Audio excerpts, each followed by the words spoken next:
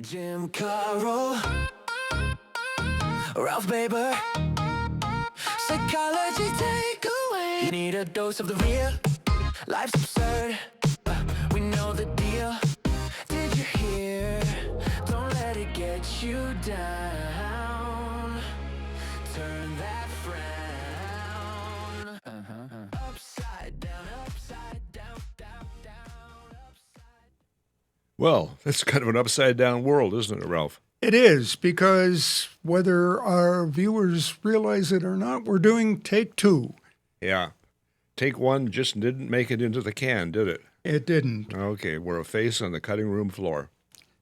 Well, Hey, I'm glad you're back, Ralph. I'm glad I'm back too. And I can tell our viewers that one of the things that was very true of me in the weeks that I was unavailable to get into the studio, I had severe FOMO.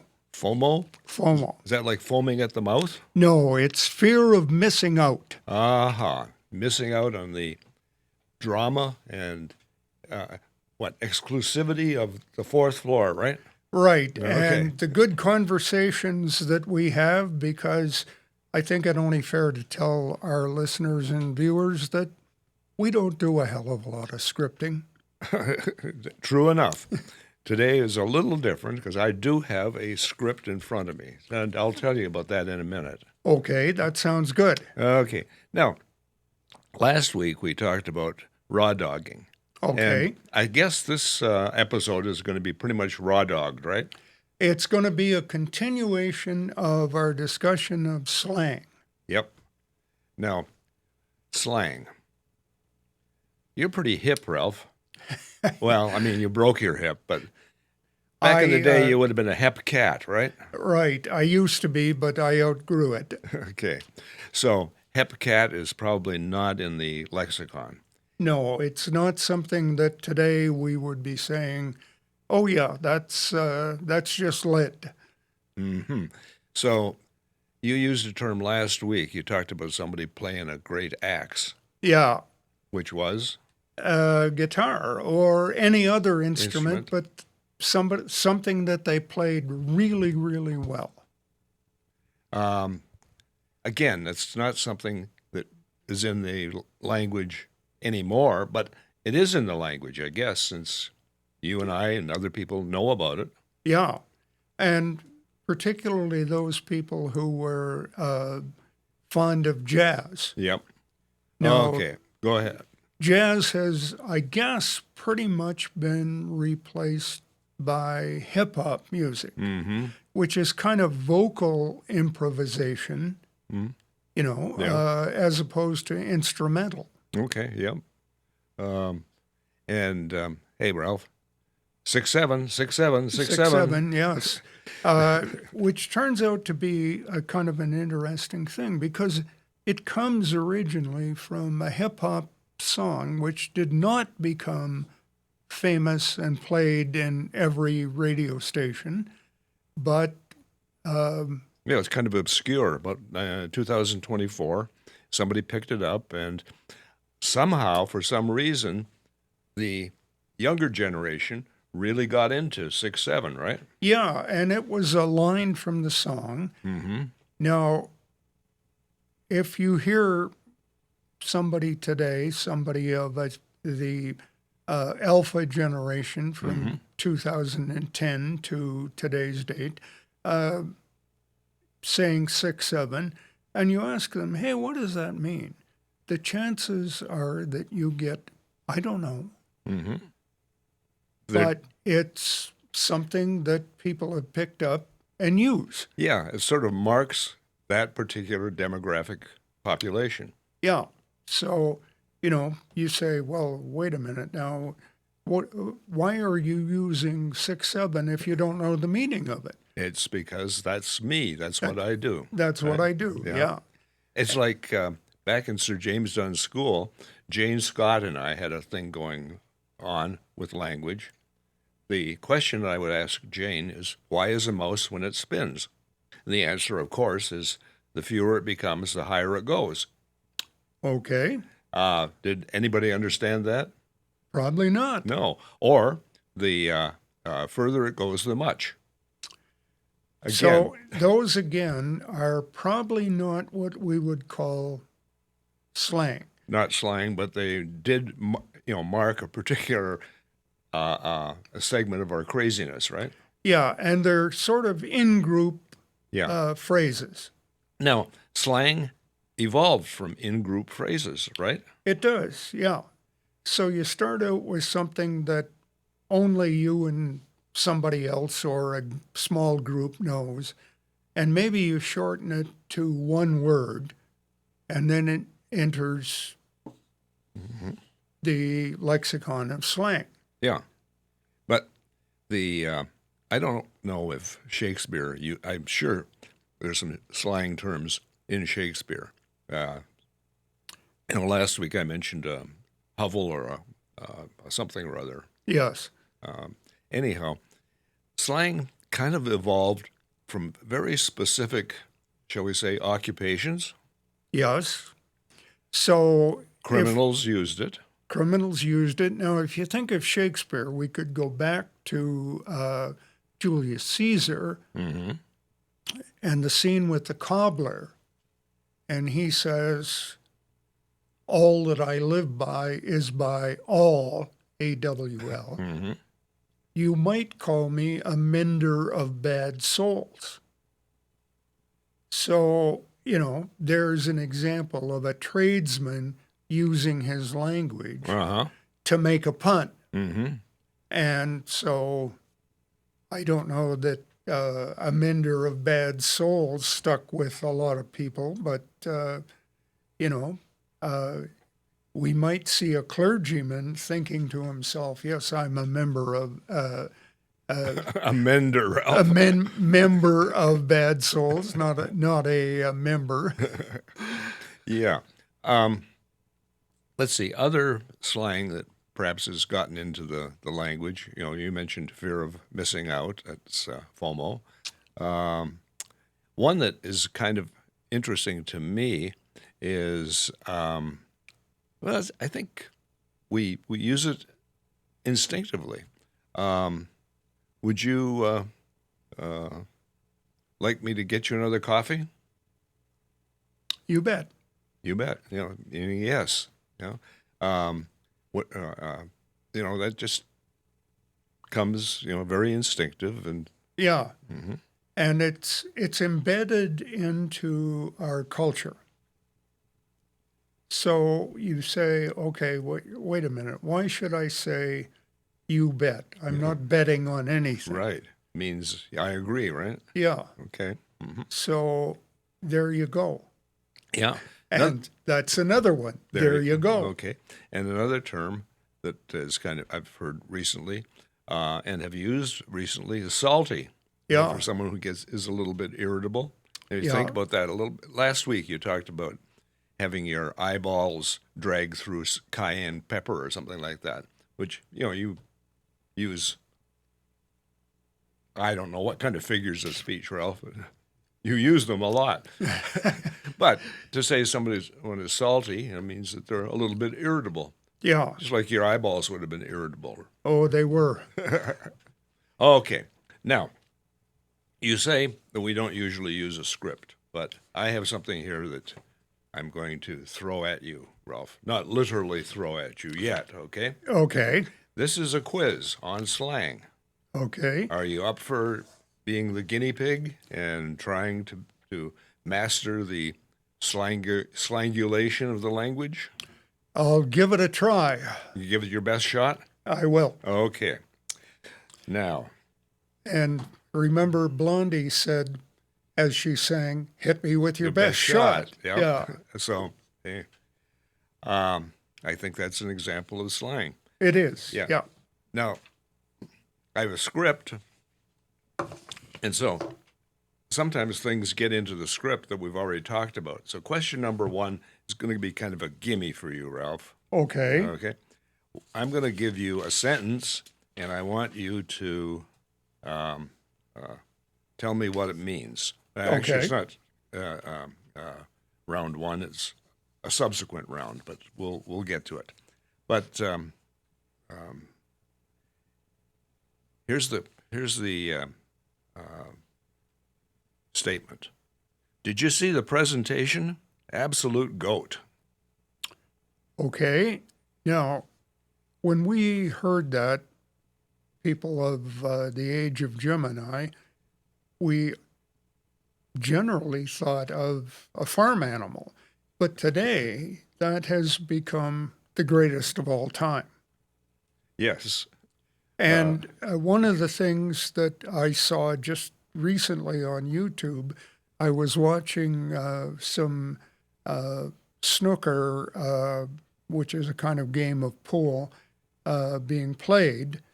And the player was identified as the GOAT. Greatest of all times. Yeah, so You're not going to snooker me on this one, are you, Ralph? I'm not. Okay. You're a good man, Charlie Brown. Charlie Brown misses the football again, and he says, "I'm the GOAT." I'm the GOAT, And meaning I'm He's the not. worst. I'm the worst. Yeah. Yeah. So language changes and evolves. So if you're called a goat, hey, relish it. Yes. Okay. Now, I texted him back, and nothing. I got ghosted.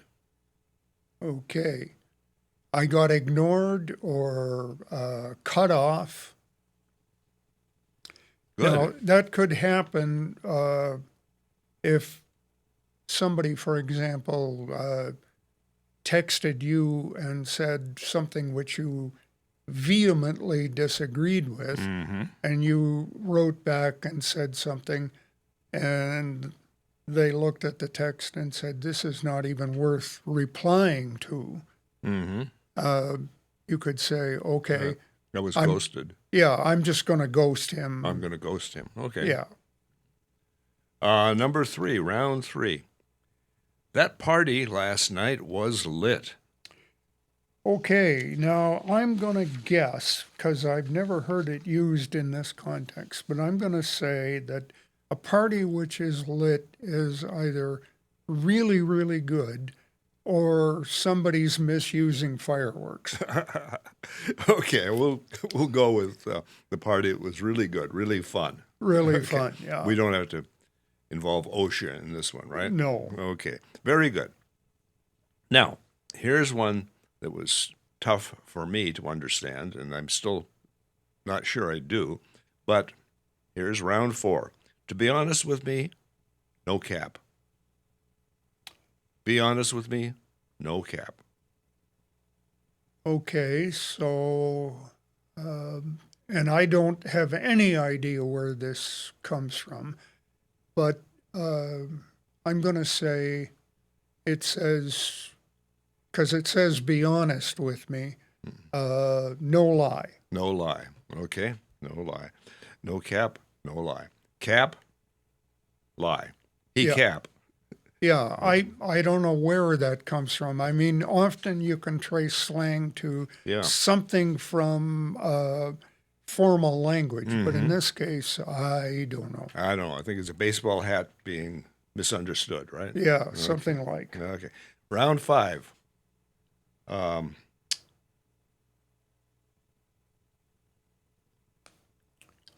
Okay. She brought a fog machine and costume changes. So extra. She's so extra. She brought a fog machine and costume changes. She's so extra. Okay, and again, I'm going to reference back to what the older of our viewers might know, Carmen Miranda, who always wore the hat in her movie appearances with fruits and vegetables. Things and, hanging down and yeah, and that was basically over the top. Okay. Yeah. So extra, over the top. Right? Yeah. You got it. Okay, we're halfway through. And Ralph, so far you're 5 for 5. Well, that's truly amazing, Jim. So is there a slang term for that? Well, You're tops. tops, yeah. Okay, so far you're a goat. So far, yes. Okay. Now, let's see. I'm low-key excited for this podcast episode. This is take 2. Okay, low key excited. I'm going to say that's quietly excited, or I'm not running around beating on my drum and saying, "Oh, this is going to be great." Subtle, okay. Subtly excited. Mm-hmm. Yeah. Okay, you got it. Subtly excited. Reserved enthusiasm. That's what most professors would say, that they were low-key excited about their teaching. Yeah. Okay, so that's, we're on to number 7 now. He's just doing that for clout. Okay, and that would be to try and get some kind of attention or influence. Like you could say that a past president, for example, let's say, trying to think of one who is still alive. I was going to say Jimmy Carter, but he doesn't have any clout now except in memory. Right. Well, Bill Clinton probably still has some clout. I think so, yeah. Okay, yeah. And when we say that, we understand what the term means, right? Yeah. Got some influence? Influence. So, if you were to turn on the TV and the 6 o'clock news was on and you saw Bill Clinton saying something, you might say, well, there's a guy who still has a little clout. Right. I should listen to what he's saying. Whether I agree with it or not, I should listen to it. How about this one? If I don't go to the concert, I'm going to be seriously FOMO. Oh, fear of missing out. Mm-hmm. So you go to the concert so you know what is happening, right, in the Right. world around you, the concert world. Even though And you you can't might even hear understand, 6-7. even though you can't understand a single thing, right? Yeah. We'll move on to number 9. Okay. Okay. Are you getting a little nervous here, Ralph? Well, we're getting toward the end Little here. sweaty palms? Yes. Okay. Well, he showed up in a tux at a backyard barbecue. What a flex.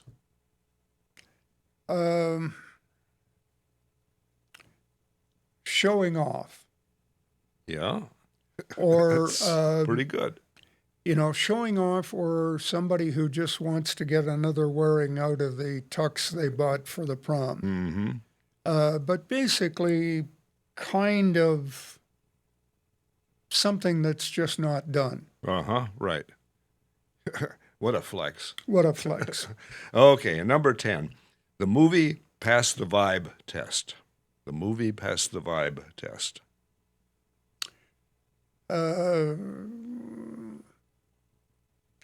I'm not sure I'm feeling that, which is another slang. The do. No, I'm feeling that, Oh, okay. I gotcha. Another one. which means I don't understand it. I bet. Yeah. Okay. Well, what it means is that whatever you are looking at, in this case the movie, nailed the mood exactly. Okay. It passed the vibe. Yeah. Okay. So if you were looking at cinema noir, sort yeah. of black Ooh, cinema, Yeah. something like Casablanca, Mm-hmm. you would say It passed the vibe test. it passed the vibe test. Mm-hmm. Yeah. Okay. Or if you went to a Jimmy Buffett concert and you were rocking with all of the parrot heads Yep. at the end, and someone says, "How was the concert?" And you say, "Hey, man, it passed the vibe test." Yep. Yep. Okay. So you did very well, Ralph. You got 9 out of 10. Okay. And I'm not sure I could have gotten 9 out of 10, but I did have the script. Yes. Okay. Well, that's always good. So, where are we now with slang? Well, It's a part of the language. it's part of the language, but there's also something which is very important that we haven't really talked a lot about yet, and that is the psych tie-in, because ultimately slang is about belonging. Yeah. It's about, and in some ways it's belonging, in some ways it's not. In some ways it's like taking yourself away from the mainstream and making sure that you're identified by your thing. Yeah, Like but Generation Alpha, 6, 7, we old guys say, what are they talking about? But, they see that as their thing. yes, Just like with Jane and I, why is a mouse when it spins? That was our thing. yes. Okay. And the thing is that when you take yourself away from the main group, you also become part of Your an own in group. group, Yeah. your own group. Your in group, yeah. So it's a way of marking off the territory and becoming part of the in group. Yes. And showing that, hey, you know something that other people don't know, right? Right. That you understand something that other people don't understand, even if it's only for a while, because we've noticed that these terms come into usage pretty quickly. And they also fall out of usage Pretty quickly. pretty Yeah. quickly. You don't hear 6, 7 anymore, do you? Not so much, I no. don't think. Yeah. And the thing is that, like, there are terms that become part of the language, like cool. That's cool. That's cool, Yeah.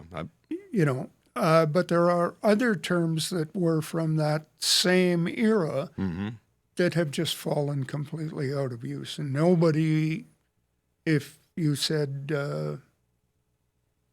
Scooby-Doo, other than a generation from the 90s, would know what you're talking about. Yeah, I just know him as a dog. Yeah. Yeah. So it's the cartoon. So, you say, oh, yeah, that van is Scooby-Doo. Yeah, that's the colored painted van that they had, Yeah. That's Scooby-Doo. That's Scooby-Doo, yeah. Well, So, yes. in and out. In and out. Hey, I've got one for you, Ralph, that is definitely not going away. See you later, alligator. Okay, after a while, crocodile.